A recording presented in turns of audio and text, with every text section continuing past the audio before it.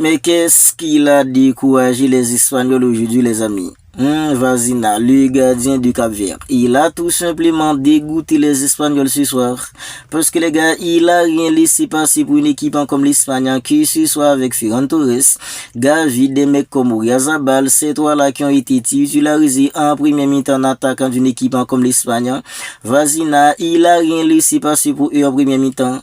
Avec la rentrée de Lamine, la rentrée de Nico Williams et Merino en seconde période, il a encore rien laissé passer. Parce que les gars, ce mec, tout ce qu'il venait à faire ce soir, c'était tout simplement dégoûter les Espagnols. Empêcher aux Espagnols en fait de marquer de but. Et il l'a fait tout simplement de manière incroyable, les mecs comme Vazina. Mais dans le but pour une équipe comme l'Espagne, c'était Unai Simon.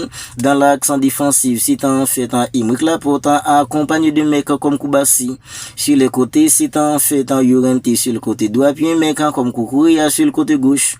Au milieu, c'était un mec comme Rodri, accompagné de Pedri, puis il y avait un mec en fait comme Fabien Ruiz. En attaque, c'était en fait Ferran Torres, puis un mec comme Gavi, Oyarzabal, il a été axé.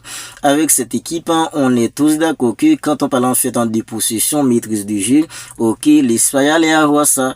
Mais quand il s'agit en fait de percussion, perforation, on savait que ça allait être compliqué. Parce que de base, il allait pas avoir la mine puis un mec en fait comme Nico Williams. Et on sait tous que les amis, quand il n'y a pas en fait un Nico et un mec comme la mine sur les côtés en fait pour percuter, pour perforer les défenses adverses, ben une équipe comme l'Espagne, c'est une équipe qui a une possession, ben c'est une possession presque stérile. Et ça a été le cas sur les gars, surtout en première mi-temps.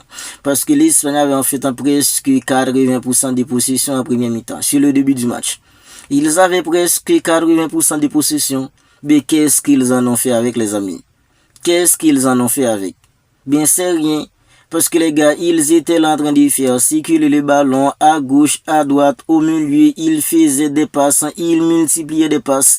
Bien, quand il s'agit en fait de perforer la défense d'une équipe comme Cap-Vert, procurer des occasions franches, c'était compliqué. Même si en fait il y a un certain temps, ils sont procurés en fait dans des occasions. Parce que les gars, on va pas se mentir, Ferran Torres, il a trouvé la balle transversale en première mi-temps. Et à mon avis, un vrai attaquant en fait comme Harry Kane ou Lionel Alvarez, ça finira dedans.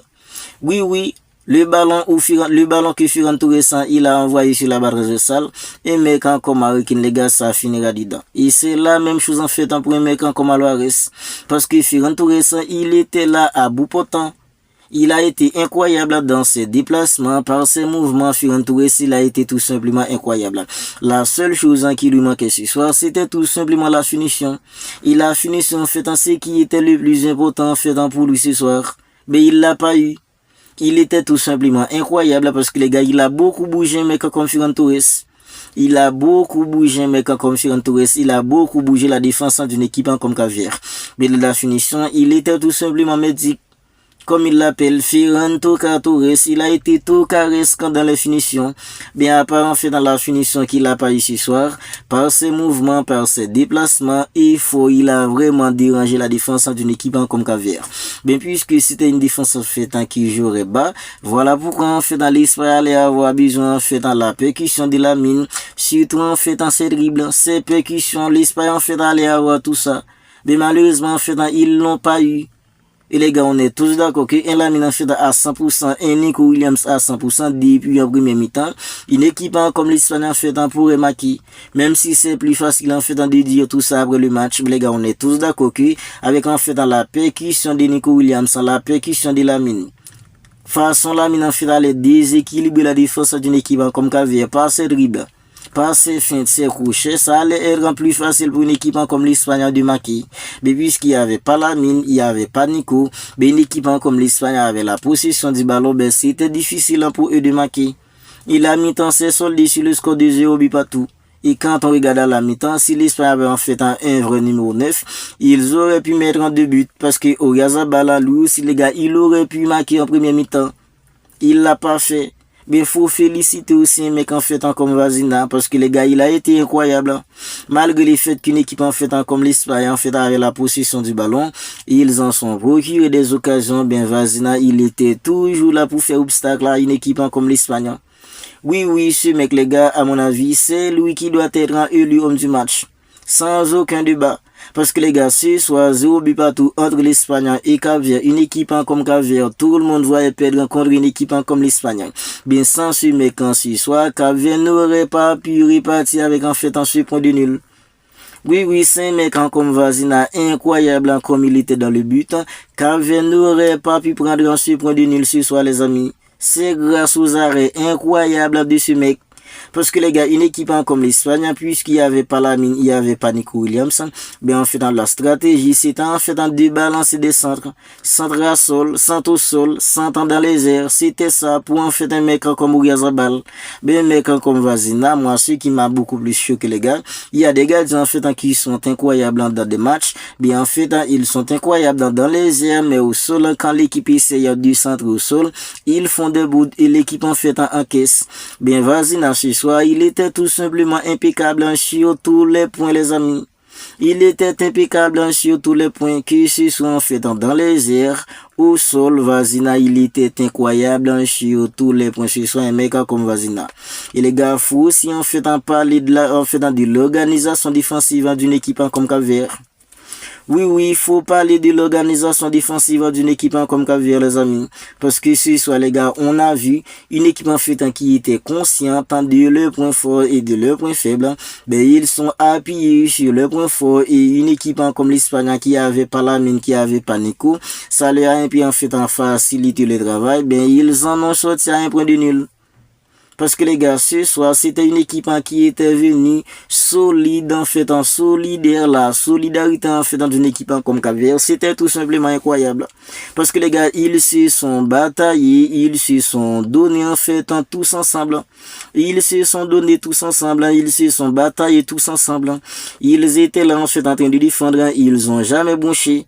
Et avec la rentrée de Lamine, une équipe comme l'Espagne était devenue beaucoup plus dangereuse, un petit peu plus dangereuse. Mais les gars, malgré le fait que Lamine en fait, il soit entré, une équipe comme Cap-Vert, ils ont rien changé.